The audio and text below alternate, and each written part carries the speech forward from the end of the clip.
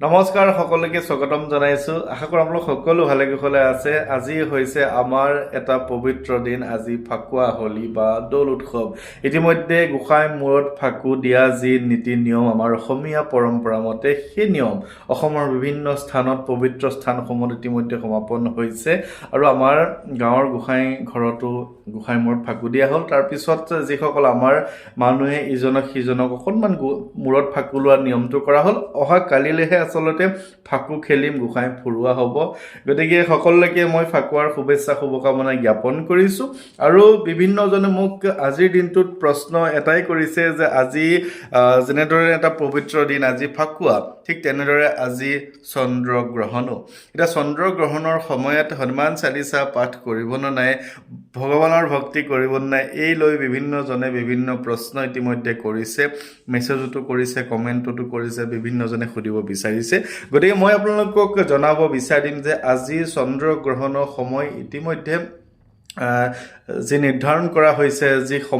সময়সূচী হ'ব দিনৰ 3:20 পৰা সন্ধ্যা 6:26 মান বজালৈকে হ'ব এইটো 3 ঘণ্টা 6 মিনিট এনেকুৱা এটা সময়ে চন্দ্ৰগ্ৰহণৰ সময় ইন্টাৰনেটত উপলব্ধ অনুসৰি বা বিভিন্ন পঞ্জিকা বা বিভিন্নজন জ্যোতিষ শাস্ত্ৰৰ লগত যিসকল জড়িত তেওঁলোকে জনোৱা অনুসৰি এতিয়া কথাটো হ'ল যে হনুমান চালিসাখন আপোনালোকে পাঠ কৰিব নাই এটা হনুমানজী হৈছে চিৰঞ্জীৱী তেওঁ প্ৰতিটো মুহূৰ্তত প্ৰতিটো সময়ত আমাৰ লগত আমাৰ মাজত উপস্থিত থাকে ইয়াতে হনুমানজীৰ লগত কোনো ধৰণৰ চন্দ্ৰগ্ৰহণ হওক সূৰ্যগ্ৰহণ হওক বিভিন্ন ধৰণৰ এনেকুৱা ধৰণৰ অপায় মংগল যিবিলাক আপোনালোকে আচলতে বিভিন্ন ভিডিঅ'বিলাক চাই ভাবি লয় তেনেকৈ ধৰণৰ কথাটো আচলতে নাথাকে চন্দ্ৰগ্ৰহণ হ'লেও সূৰ্যগ্ৰহণ হ'লেও হনুমান চালিসাখন আপুনি পাঠ কৰিব পাৰে কিন্তু এটা কথা হয় যে পুৰণি নীতি নিয়ম অনুসৰি আমি এনেবোৰ সময়ত চন্দ্ৰগ্ৰহণ সূৰ্যগ্ৰহণত চাকি বন্তি আমাৰ গোসাঁই গৃহত জ্বলোৱা নহয় বা তেনে ধৰণৰ এটা কথা আছে চন্দ্ৰগ্ৰহণৰ আগত বা সূৰ্যগ্ৰহণৰ আগতো এটা সূতক সময় নে সূতক সময় তেনেকুৱা ধৰণৰ আজিকালি আৰু বিভিন্ন কথা সেইখিনি ইন্টাৰনেটত উপলব্ধ এইবোৰ আপোনালোকে ভিডিঅ' চাই যায় মনবোৰ বেয়া কৰি থাকে গতিকে মই কওঁ যে তেনেবোৰ কথালৈ বৰ বিশেষ মন নিদি আজি হৈছে এটা পবিত্ৰ দিন আজি ফাকুৱা সেই ফাকুৱা দিনটোত আপোনালোকে ধুনীয়াকৈ ভগৱানৰ ভক্তি কৰিব পাৰে শ্ৰীকৃষ্ণৰ ভক্তি কৰিব পাৰে বা হনুমান চালিসা আপোনালোকে পাঠ কৰিব পাৰে চন্দ্ৰগ্ৰহণৰ এই সময়খিনিতো যদি আপুনি হনুমান চালিসা পাঠ কৰিব পাৰে এই সময়খিনিতো আপোনালোকে শুভ ফল পাব কোনো ধৰণৰ বিপদ আপদ অমংগল ভাই কোনো ধৰণৰ কোনো অসুবিধা আপোনালোকৰ নাই যদি আপোনালোকে 3:20 পৰাও যদি আপুনি 6:26 লৈকেও হনুমান চালিসা এই সময়খিনিত চন্দ্ৰগ্ৰহণৰ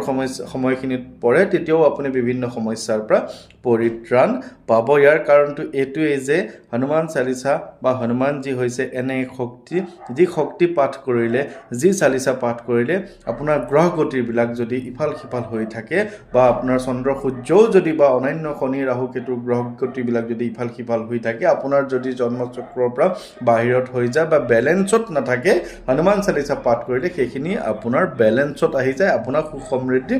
বৃদ্ধি পায় গতিকে চন্দ্ৰগ্ৰহণৰ সময়খিনিতো আপোনালোকে পাঠ কৰিব পাৰে তাৰ পিছতো পাঠ কৰিব পাৰে তাৰ আগতো হনুমান চালিসা পাঠ কৰিব পাৰে মই অন্য কথাখিনি নকওঁ অন্য মন্ত্ৰ স্তোত্ৰ বা অন্য কথাখিনি মই নাই কোৱা কেৱল হনুমান চালিসা পাঠ কৰিব পাৰে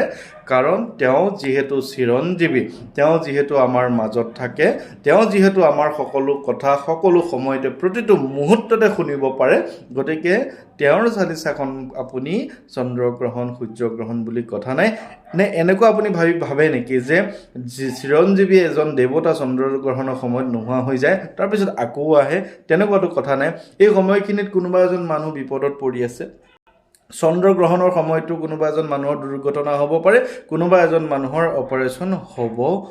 পাৰে গতিকে যিজন মানুহৰ অপাৰেশ্যন হৈ থাকিব তেখেতৰ পৰিয়ালৰ মানুহেও এইখিনি সময়ত হনুমান চালিসা জয় হনুমান জ্ঞান গুণ সাগৰ জয় কপি যেতি লোক উজাগৰ ৰাম দূত তুলিত বল ধামা অঞ্জনি পুত্ৰ পৱন সুত নামা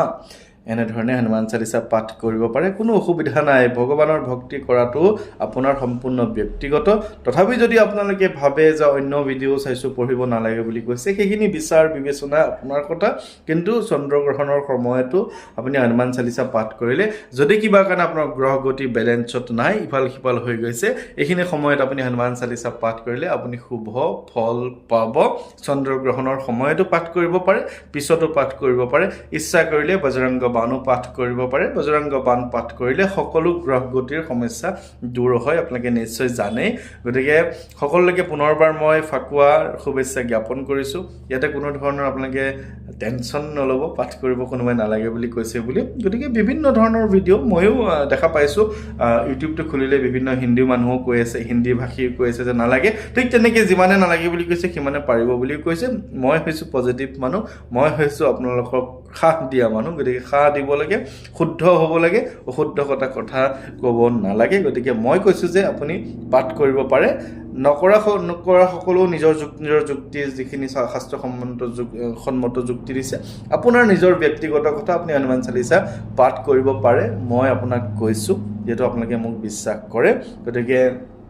সকলোকে ধন্যবাদ জ্ঞাপন কৰিছোঁ আজি অনাকাংক্ষিতভাৱে এটা নিমন্ত্ৰণ ল'ব লগা হৈছে মই নগাঁৱলৈ যাম ৰাতি নিশা দেৰিকৈ গতিকে নিশা তেওঁলোকৰ গৃহত বজৰংগ বাণ আৰু হনুমান চালিচাৰ শুভ অনুষ্ঠান পাঠ কৰিম গৈ যিহেতু আজি এটা দৌল উৎসৱৰ লগতে পূৰ্ণিমাৰ এটা খুব ধুনীয়া চন্দ্ৰগ্ৰহণৰ এটা খুব ধুনীয়া দিন গতিকে সকলোকে মই শুভকামনা শুভেচ্ছা জ্ঞাপন কৰি আজিৰ ভিডিঅ'টো সামৰিছোঁ সকলো ভালে কুশলে থাকিব হেপ্পী হোলী ফাকুৱাৰ শুভেচ্ছা জনালোঁ অহা কাইলৈ ফাকু খেলিম আপোনালোকক দেখাম ধন্যবাদ